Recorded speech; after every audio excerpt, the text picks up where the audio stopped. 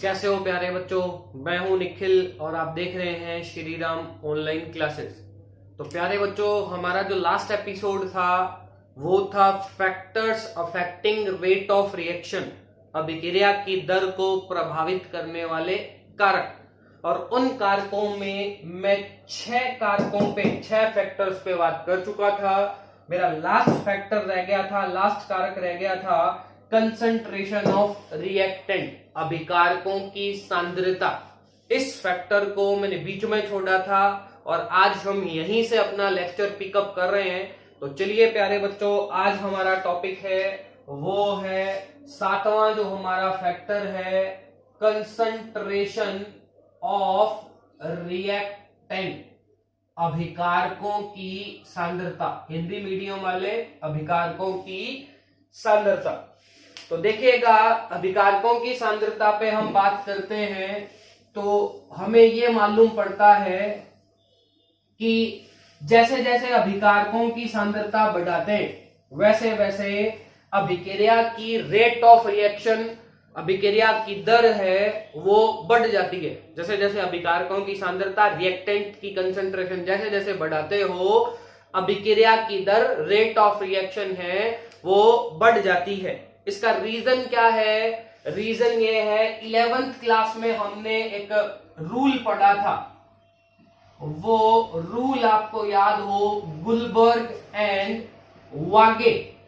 आपको पता हो तो ये दो साइंटिस्ट थे, गुलबर्ग एंड वागे। इन्होंने अपना एक लॉ दिया था, याद हो आपको, तो इन्होंने अपना एक लॉ दिया था, मास एक्शन लॉ, याद होगा।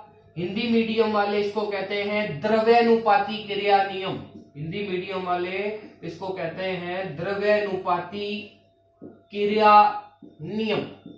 ये मास एक्शन लॉ या द्रव्यानुपाती क्रिया नियम क्या कहता है कि किसी भी अभिक्रिया की, जैसे मान लीजिए मेरे पास कोई ये एक रिएक्शन है 2A प्लस B, ये कन्वर्ट हो रहा है C में, ठीक है। तो मास एक्शन लॉ क्या कहता है, द्रव्यानुपाती क्रिया नियम क्या कहता है कि इस अभिक्रिया की दर, इस अभिक्रिया की रेट है वो डायरेक्ट प्रोपोर्शनल होगी इस अभिक्रिया में, इस रिएक्शन में जो रिएक्टेंट हैं उनकी कंसंट्रेशन के गुणनफल के, कंसंट्रेशन के प्रोडक्ट के साथ में इनकी कंसंट्रेशन के ऊपर जो स्टोइकियोमेट्री कोफिशिएंट, जो स्टोइकियोमेट्री गुणांक लगे हैं वो भी पावर के रूप में, पावर के फॉर्म में उपस्थित होने चाहिए। क्या कहता है द्रव्यानुपाती क्रिया नियम, मास एक्शन लॉ? मास एक्शन लॉ कहता है कि कोई भी रिएक्शन है उसकी रेट डायरेक्ट प्रोपोर्शनल होती है रिएक्टेंट की कंसंट्रेशन के साथ में। क्या होना चाहिए? रिएक्टेंट की कंसंट्रेशन, कंसंट्रेशन मतलब सांद्रता, हिंदी मीडियम वाले कहेंगे अभिकारकों की सांद्रता के।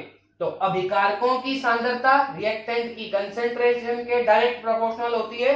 और यह भी होना चाहिए कि जो रिएक्टेंट हैं, जो अभिकारक हैं, उनके आगे जो स्टोइकियोमेट्री कोफिशिएंट, रस समीकरण मिति गुणांक लगा है वो इनके ऊपर उपस्थित होना चाहिए। अगर मैं इंग्लिश में सही से इसको ट्रांसलेट करूं तो according to mass action law the rate of reaction is direct proportional to the concentration of reactant and the each term of concentration raised with their stoichiometry coefficient. ठीक है जी। हिंदी में द्रव्यानुपाती क्रिया नियम के अनुसार अभिक्रिया की दर अभिकारकों की सांद्रता के समानुपाती होती है और प्रत्येक सांद्रता का पद रस समीकरण मिति गुणांक को धारण किए हुए रहता है। ये था हमारा मास एक्शन लॉ। तो यहां से हम क्लियर कट देख रहे हैं कि जो रेट ऑफ रिएक्शन है वो रिएक्टेंट की कंसंट्रेशन के डायरेक्ट प्रोपोर्शनल है। मतलब अभिकारकों की, रिएक्टेंट की कंसंट्रेशन अगर आप बढ़ाओगे तो रेट ऑफ रिएक्शन भी क्या हो जाएगा? बढ़ जाएगा। तो जनरली सामान्यतः ये कहा जाता है कि अगर हम रिएक्टेंट की कंसंट्रेशन बढ़ा दें, अभिकारकों की सांद्रता बढ़ा दें, तो रेट ऑफ रिएक्शन, अभिक्रिया की दर है वो भी क्या हो जाती है? बढ़ जाती है। ये कौन बताता है? ये हमें बताता है मास एक्शन लॉ या द्रव्यानुपाती क्रिया नियम। ठीक है जी। तो ये बात हुई कि सामान्य बात है कि अगर आप रिएक्टेंट की अभिकारकों की सांद्रता, अभी रिएक्टेंट की कंसंट्रेशन बढ़ा दोगे तो रेट ऑफ रिएक्शन है, अभिक्रिया की जो दर है वो भी क्या हो जाएगी? बढ़ जाएगी। लेकिन जब एक्सपेरिमेंट किए गए, कुछ रिएक्शन पे एक्सपेरिमेंट किए गए, तब ये बात देखी गई कि कुछ केस में ये भी पता चला कि अगर आप कुछ केस ऐसे हो जहां रिएक्टेंट की कंसंट्रेशन, अभिकारकों की सांद्रता बढ़ा दो तो अभिक्रिया की दर, रेट ऑफ रिएक्शन नहीं बढ़ती। क्या कहा मैंने? कि कुछ केस ऐसे नोटिस किए गए जहां रिएक्टेंट की कंसंट्रेशन, अभिकारकों की सांद्रता बढ़ा दें तो अभिक्रिया की दर पे, रेट ऑफ रिएक्शन पे कोई फर्क नहीं पड़ा। इंग्लिश में लिख रहा हूं कि कुछ केस ऐसे थे, the rate of reaction, rate of reaction को हिंदी में कहते हैं अभिक्रिया की दर, is unaffected by increasing in concentration of reactant. Rate of reaction is unaffected by increasing in concentration of reactant. कि अगर अभिकारकों की सांद्रता को बढ़ा दो, अभिकारकों की सांद्रता बढ़ा दो तो इस रेट पे कोई फर्क नहीं पड़ता। लेकिन ये लो तो क्या कह रहा था कि रिएक्टेंट की कंसंट्रेशन, अभिकारकों की सांद्रता बढ़ाओ तो रेट ऑफ रिएक्शन, अभिक्रिया की दर है वो तो क्या होनी चाहिए? बढ़नी चाहिए। लेकिन प्रैक्टिकली देखा गया तो कोई फर्क ही नहीं पड़ रहा। फिर प्रैक्टिकली एक बात और सामने आई, वो क्या आई? इस नियम की उल्टी, इस रूल की उल्टी। ये तो कह रहा है रिएक्टेंट की कंसंट्रेशन बढ़ाओ तो रेट ऑफ रिएक्शन बढ़ेगी, लेकिन एक्सपेरिमेंटली देखा गया कि कुछ केस में अगर रिएक्टेंट की कंसंट्रेशन बढ़ा दे, अभिकारकों की सांद्रता बढ़ा दे तो रेट ऑफ रिएक्शन, अभिक्रिया की दर है वो घट जाती है। इंग्लिश में लिख रहा हूं कि rate of reaction is decreases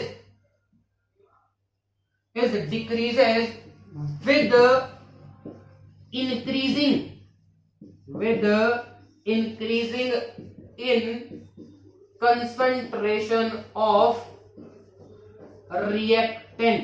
कि आप रिएक्टेंट, अभिकारकों की सांद्रता बढ़ा दें तो रेट ऑफ रिएक्शन है वो बढ़ने की बजाय क्या हो जाती है? घट जाती है।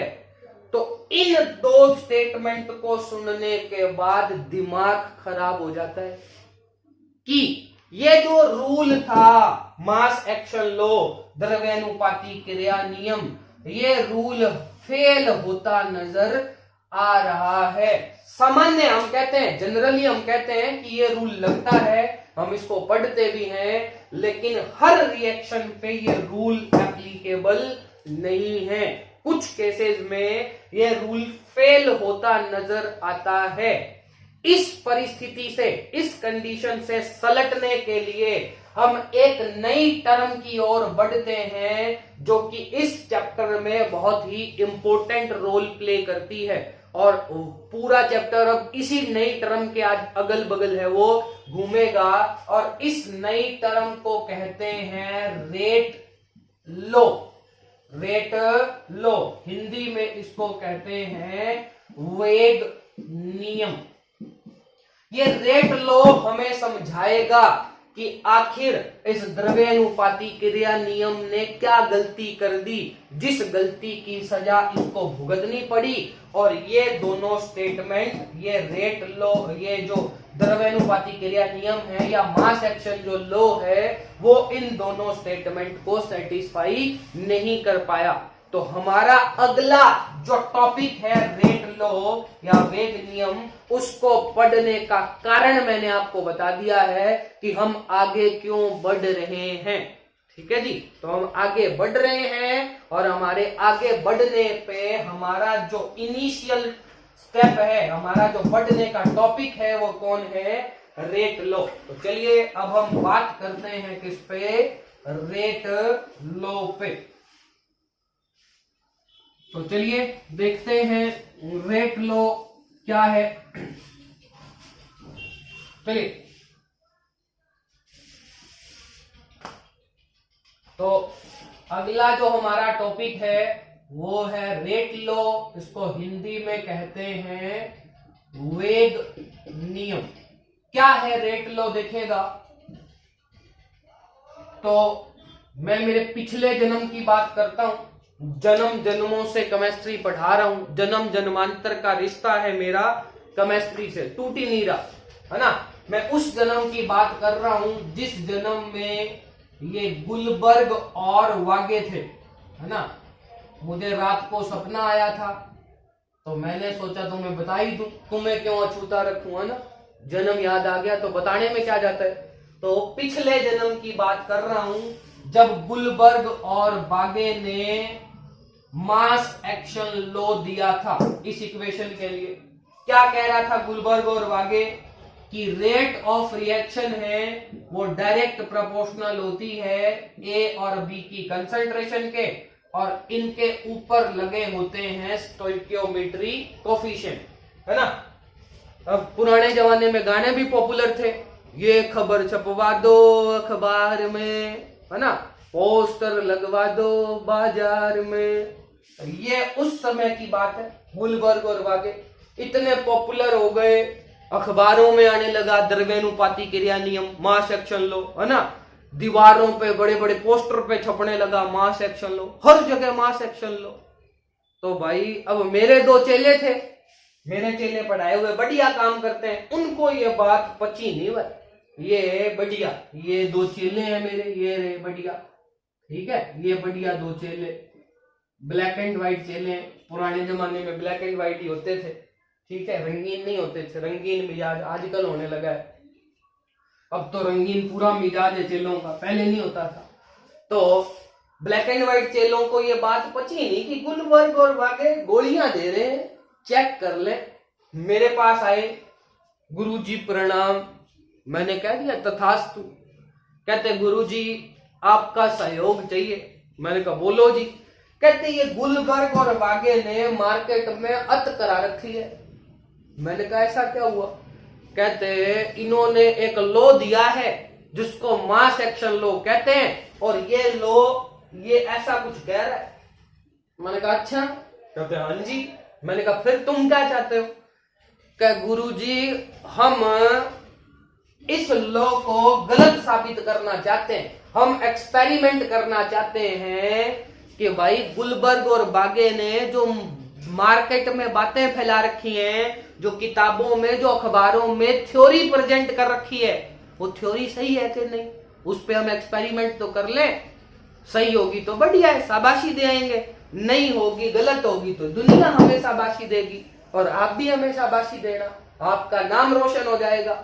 सिर्फ आप हमें आज्ञा दो, गुरु आशीर्वाद दो हमें। मैंने कहा चलो अपने का टैक्स लग रहा है, मैंने इनको आशीर्वाद दे दिया। मैंने कहा जाओ भाई एक्सपेरिमेंट चालू करो, है ना। इन्होंने इस सेमी इक्वेशन पर एक्सपेरिमेंट चालू कर दिया, है ना। जैसे हम बचपन में करते थे, इस जन्म की बात करूं, लेकर प्रभु का नाम शुरू करें अंताक्षरी लेकर प्रभु का नाम, और इन्होंने मेरा आशीर्वाद लेकर एक्सपेरिमेंट चालू कर दिया, प्रयोग चालू कर दिया भाई, एक्सपेरिमेंट चालू कर दिया। एक्सपेरिमेंट कर पूरा के साल डेढ़ साल बाद मेरे पास आए, मेरे को कहते हैं कि गुरुजी हमने आपका नाम रोशन करने की पूरी तैयारी कर ली है। मैंने कहा मांडा बेटा क्या हो गया ऐसा। कि गुरुजी ये गुलबर्ग और वागे जो कह रहे थे ना, वो गोलियां गिटा रहे थे, है ना।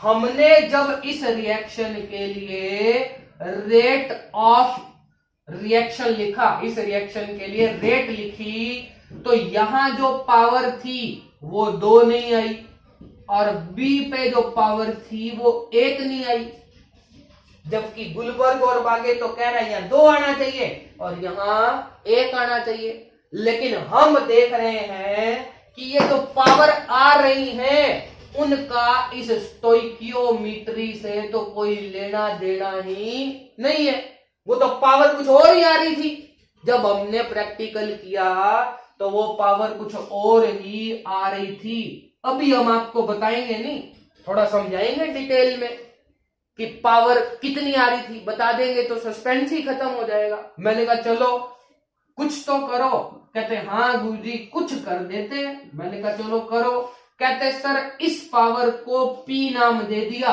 और इस पावर को Q नाम दे दिया।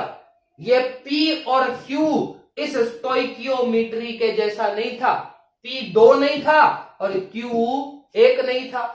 मतलब गुरुजी ये गुलबर्ग और बागे सही नहीं कह रहे थे। हमने जब इस इक्वेशन पे एक्सपेरिमेंट किया तो थ्योरी वाइज तो गुलबर्ग और बागे ये कह रहा था, लेकिन जब मेरे चेलों ने एक्सपेरिमेंट किया तो वो कह रहे हैं कि यहां कुछ ना कुछ पावर तो आएगी, लेकिन ये पावर 2 के बराबर नहीं थी और ये पावर 1 के बराबर नहीं थी।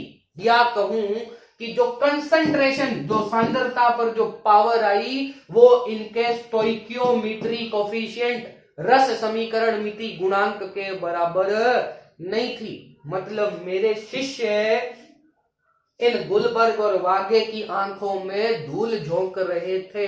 धूल तो क्या झोंक रहे थे, इनको गलत साबित करने के लिए पूरे तैयार हो चुके थे। मैंने कहा ठीक है भाई। कहते गुरुजी ये समानुपाती, ये डायरेक्ट प्रोपोर्शनल हटाओ, यहां एक कांस्टेंट लगाओ, a की पावर p हो गया और b की पावर q हो गया। ये सत्य है, ये सत्य है, ये सत्य है। हमने जो ये बात लिखी है वो सत्य है। लेकिन गुलबर्ग और बागे क्या कहते थे, डायरेक्ट प्रोपोर्शनल हटाओ, k लगाओ, a की पावर 2 लगेगी और b की पावर 1 लगेगी। ये हमेशा सत्य नहीं है। सत्य तो ये भी हो सकता है लेकिन हमेशा सत्य नहीं है। लेकिन ये वाला जो चीज है ना वो हमेशा के लिए सत्य है। और मेरे चेलों ने जो ये इक्वेशन बनाई, इसी इक्वेशन को कहते हैं रेट लॉ या वेद नियम। दोबारा सुनिएगा, गुलबर्ग और बागे ने इस इक्वेशन पे अपना थ्योरेटिकल इक्वेशन दे दिया कि भाई थ्योरेटिकली रेट हम ऐसे लिखेंगे, रिएक्शन को देखो, आंख मीच के उसका रेट लिख दो। लेकिन मेरे चेलों ने ये बात कही कि हम इसको देखकर आंख मीच के रेट नहीं लिख सकते। क्यों नहीं लिख सकते? क्योंकि इनकी कंसंट्रेशन पे जो पावर आ रही है उसका स्टोइकियोमेट्री से कोई लेना देना नहीं है। ये पावर एक्सपेरिमेंट से प्रूव होगी। ये पावर जब हम एक्सपेरिमेंट करेंगे तब उससे प्रूव होगी कि पावर कितनी आएगी। गुलबर्ग और बागे तो देख के ही लिख रहे थे कि देख लो और लिख दो, है ना, 2 लगा दो और 1 लगा दो। लेकिन ये कहते ना मंडा ना, देख के काम नहीं चलेगा, पहले प्रैक्टिकल करना सीखो, है ना, पहले इस्तेमाल करो फिर विश्वास करो, है ना। पुराने जन्म में लोगों को घड़ी डिटर्जेंट के बारे में पता था, ऐड तो अब बनने लगी है। तो ये कहते हैं भाई रेट किसी भी रिएक्शन की एक्सपेरिमेंट करके लिखेंगे और एक्सपेरिमेंट करने के लिए हमने आपको ये जनरल एक्सप्रेशन दे दिया, ये एक सामान्य आपको समीकरण दे दी, जनरल एक इक्वेशन दे दी। ये P क्या होगा आप एक्सपेरिमेंट करके देखोगे, ये Q क्या होगा एक्सपेरिमेंट करके आप पता लगाओगे। अभी बताता हूं P क्या होता है, Q क्या होता है और K क्या होता है, अभी बताता हूं थोड़ी देर में। तो मैंने मेरे चेलों को कहा, तो ये क्लियर हो गया था कि इस इक्वेशन को हम रेट लॉ कहते हैं। तो रेट लॉ क्या है अभी बताता हूं, सारी कहानी अभी बताता हूं मैं। तो मैंने मेरे चेलों को कहा कि चेलो यार, मेरे तो जो तुम बात कह रहे हो ना, वो मेरे तो सिर के ऊपर से जा रही है, मेरे तो समझ में चवन्नी भर भी नहीं आ रही, क्या करूं बताओ। शिष्य हो तुम मेरे, लेकिन अंदर की बात बता रहा हूं, जो तुम कह रहे हो वो मेरे बात तो जमा ही हजम नहीं हो रही, समझ में नहीं आ रही। मुझे तो ढंग से समझाओ, मुझे तो बढ़िया समझाओ, ताकि कुछ मैं आगे भी ज्ञान बांट सकूं अगले जन्म में, है ना। क्या पता तुम अगले जन्म में मेरे चेले रहो या ना रहो, मुझे अभी समझा दो। तो कहते गुरुजी निश्चिंत रहो, आपको बढ़िया समझाएंगे, आओ हमारे पास। तो चेला कहता कि गुरुजी देखो, ये मेरे पास इक्वेशन है 2a 1b और बन रहा है c।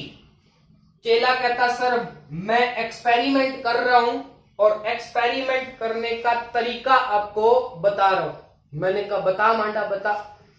कहता मैंने B की कंसंट्रेशन के साथ कोई पंगा नहीं किया, इसको तो रखी कांस्टेंट, और जो A की कंसंट्रेशन है, A की जो कंसंट्रेशन है, इस कंसंट्रेशन को कर लिया मैंने डबल।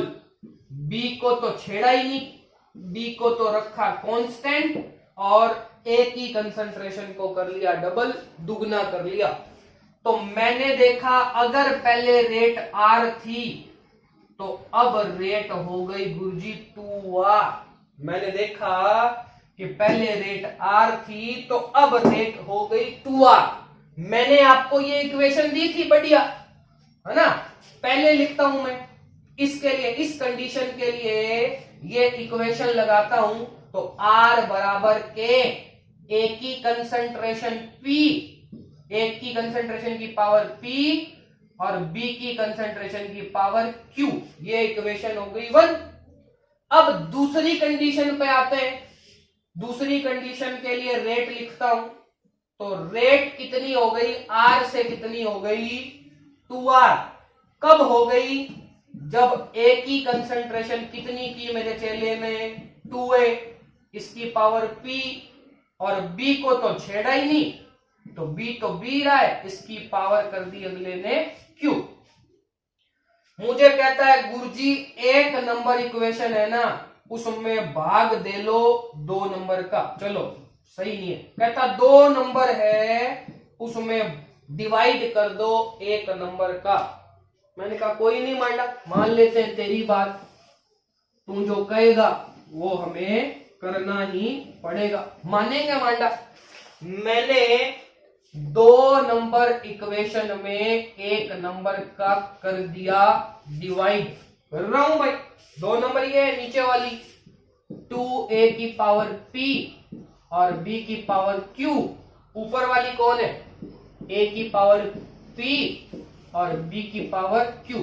Q से Q कैंसिल, R से R कैंसिल, 2 बराबर K से K भी क्या हो गया कैंसिल। आप देख रहे हो ऊपर 2A की पावर P और नीचे A की पावर P, है ना। मैथ वाले तो आसानी से समझ जाएंगे, लेकिन बायो वाले थोड़ा देखना समस्या है, बायो वाले बेचारे मेरे जैसे हैं। इन दोनों को अलग अलग करूं तो मैं ऐसे लिख सकता हूं 2 की पावर P और A की पावर P, क्योंकि दोनों की पावर P है, और नीचे मेरे पास क्या है A की पावर P। A की पावर P से A की पावर P कैंसिल। इधर देखो 2 की पावर 1 लिख दो इसको, 2 की पावर 1 2 ही होता है, और 2 की पावर P है। तो आप देखोगे दोनों के बेस सेम है, दोनों के बेस है 2, तो मतलब P जो पावर है उसका वैल्यू क्या आ रहा है 1 आ रहा है। जब मैंने इन दोनों को कंपेयर किया तो जो P है, जो पावर है, वो कितनी आ रही है 1 आ रही है। तो मेरे चेले ने एक्सपेरिमेंट करके बताया कि भाई जो A पर जो पावर है ना वो क्या आनी चाहिए 1 आनी चाहिए। ध्यान रखना भाई, इसका स्क्रीनशॉट ले लो क्योंकि मुझे इरेज करना पड़ेगा, है ना। A की पावर P की वैल्यू क्या आई, यहां से जो हमने P लिखा है उसकी वैल्यू क्या आई है 1 आई है। तो ठीक है भाई, आगे चलते हैं, मैं इरेज करता हूं इसको, ध्यान रखना। P की वैल्यू क्या आई है 1 आई है। चलो अब शिष्य कहता है कि सर अब ए को तो देख लिया, बी पे भी बात कर लेते हैं, है ना। ए को तो आपने देख लिया, बी पे भी बात कर लेते हैं। मैंने कहा कोई बात नहीं जी, कर लेते हैं, तू बता तो सही। कहता सर अब मैंने ए की कंसंट्रेशन को कांस्टेंट रखा, नियत रखा, ए की जो सांद्रता है उसको नियत रखा और बी की कंसंट्रेशन को दुगना कर लिया। मैंने कहा ठीक है जी। कहता पहले रेट थी आर और बी की कंसंट्रेशन दुगना करी तो रेट हो गई 4 गुना, 4R। मैंने कहा ठीक है। कहता पहली इक्वेशन के लिए रेट लिखूं तो R बराबर के, ए की कंसंट्रेशन P और B की कंसंट्रेशन Q, है ना। पहले रेट R थी तो लिख दी मैंने। कहता अब इस कंडीशन के लिए रेट लिखो तो रेट कितनी है, 4R है, के ए की कंसंट्रेशन तो चेंज ही नहीं करी तो ए की पावर P और B की कंसंट्रेशन कितनी हो गई है, 2B हो गई है, इस पे लगाएंगे हम Q। वही कहता 2 को डिवाइड कर लो किससे, 1 से। मैंने कहा कर लेते हैं बेटा, तू हुक्म तो कर। तो 4R बटा R बराबर के ए की कंसंट्रेशन P और 2B की कंसंट्रेशन Q अपॉन के ए की कंसंट्रेशन P और B की Q। के से के कैंसिल, ये से ये कैंसिल, ये से ये कैंसिल, 4 बराबर 2B की पावर Q अपॉन B की पावर Q। वही पिछला तरीका, 2 की पावर Q लिख सकता हूं, B की पावर Q लिख सकता हूं, अपॉन B की पावर है वो Q, Q से Q कैंसिल। तो अब देखोगे 4 बराबर आ जाएगा 2 की पावर Q, है ना। अब 2 की क्या पावर रखें कि वो 4 के बराबर हो जाए, या आप देखिए 4 को क्या लिख सकता हूं, 2 की पावर 2 और यहां हो जाएगा 2 की पावर Q। तो कंपेयर करोगे तो Q का वैल्यू कितना आ रहा है सर, 2 आ रहा है। तो P का वैल्यू 1 और Q का वैल्यू आया कितना, 2, है ना। तो आप देखो, अब खुद देख सकते हो, गुलबर्ग और वागे क्या कह रहे थे, R बराबर क्या था, के ए की पावर 2 और B की पावर 1। देखो और चिपका दो, जो सामने लगा है वही ऊपर चिपका दो। ये तो हमारे भाई साहब का काम था, गुलबर्ग और वागे का। लेकिन मेरे शिष्य क्या कहते हैं, मेरे शिष्य कहते हैं पहले इस्तेमाल करो फिर विश्वास करो, है ना। वो कहते हैं ए पर P लगाओ, B पर Q लगाओ और एक्सपेरिमेंट करके P और Q की वैल्यू निकालो। तो P की वैल्यू तो आई थी 1 और Q की वैल्यू आई कितनी, 2। मैच खा रहा है क्या, मैच खा रहा है। यहाँ ए पे तो था 2 लेकिन अपने ए पे कौन है, 1। यहाँ बी पे था 1, अपने कौन है, 2 है। मैच नहीं खा रहा भाई। मतलब गुलबर्ग और वागे हर जगह नहीं लगाया जा सकता, हर जगह ये सत्य हो जरूरी नहीं है। जबकि ये रेट लो, वेग नियम हम एक्सपेरिमेंट करके निकालते हैं, आप इसको किसी भी इक्वेशन पे अप्लाई कर सकते हो। ये हर जगह क्या है, सत्य है, ये सुनो। और यहां सेम पावर नहीं आई है, अलग अलग पावर आई है। तो ये बात आपको समझ में आनी चाहिए। ये जो लिखा है हमने, ये एक्सपेरिमेंट से लिखा है किसी भी इक्वेशन पे, और इस इक्वेशन को हम रेट लो या वेग नियम हिंदी में कहते हैं। तो रेट लो की जरूरत क्यों पड़ी, समझ में आ गया होगा कि जो मास एक्शन लॉ था, द्रव्यानुपाती क्रिया नियम था, वो हर जगह लागू नहीं हो रहा था। तो एक नए टर्म की ओर जाना पड़ा और वो नया टर्म था कौन, रेट लॉ या वेग नियम। ठीक है जी। तो यहां से हम देखेंगे, यहां से मेरे पास देखिएगा R बराबर के ए की पावर P और B की पावर Q। ठीक है जी, ये रेट लॉ है। इसमें जो K लिखा है, K, इसको कहते हैं रेट कांस्टेंट। हिंदी में कहेंगे वेग नियतांक या दर नियतांक कह देंगे। दूसरा नाम है वेलोसिटी कांस्टेंट,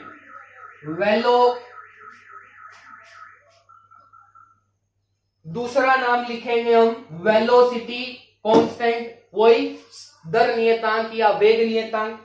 और तीसरा है स्पेशल रिएक्शन रेट।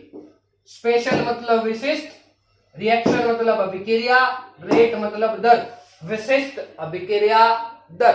ये तीनों ही नाम हम इसको दे सकते हैं।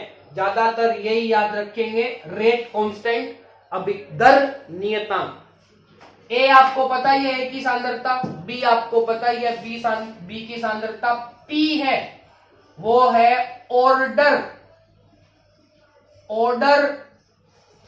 Of reaction with respect to A. Hindi में कहेंगे ऑर्डर को कहते हैं कोटि, ऑफ मतलब की, रिएक्शन मतलब अभिक्रिया, विद रिस्पेक्ट मतलब के सापेक्ष ए के सापेक्ष अभिक्रिया की कोटि क्या होती है अगले लेक्चर में पता चलेगा। तो P क्या है, order of reaction with respect to A. P क्या है, order of reaction with respect to A. Hindi में कहेंगे ए के सापेक्ष अभिक्रिया की कोटि क्या होता है अगले लेक्चर में। Q क्या है, same order of reaction with respect to B, B के सापेक्ष अभिक्रिया की कोटि। और एक नई टर्म यहां लिखूंगा P प्लस Q, ये है overall order of reaction. Overall order of reaction, संपूर्ण अभिक्रिया की कोटि, या सीधा कह सकते हो हिंदी में अभिक्रिया की कोटि। तो ये क्या होते हैं अभी नेक्स्ट लेक्चर में पता चलेगा। ऑर्डर इस रिएक्शन की, इस चैप्टर की पूरी महाभारत है, तो आपको आगे पता चलेगा ऑर्डर क्या होता है। दोबारा सुन लीजिए, P क्या है, order of reaction with respect to A. Q क्या है, order of reaction with respect to B। और P और Q का सम कर दें तो ओवरऑल ऑर्डर आ जाती है। हिंदी में कहूं तो P क्या है, A के सापेक्ष अभिक्रिया की कोटि है। क्या मैं हिंदी में लिख भी देता हूं, A के सापेक्ष जो है अभिक्रिया की कोटि है। और B आ जाएगा, ये B लिख देंगे तो B के सापेक्ष अभिक्रिया की कोटि। और P plus Q overall order of reaction, या कह दूं हिंदी में कहेंगे अभिक्रिया की कोटि। तो अगला जो चैप्टर होगा, अगला जो हमारा एपिसोड आएगा, उसमें सबसे पहले हम इस पे बात करेंगे रेट कांस्टेंट या वेलोसिटी कांस्टेंट या स्पेशल रिएक्शन रेट पे। और उससे अगला जो एपिसोड आएगा उसमें हम ऑर्डर पे बात करेंगे। चलिए, thanks a lot for watching this video.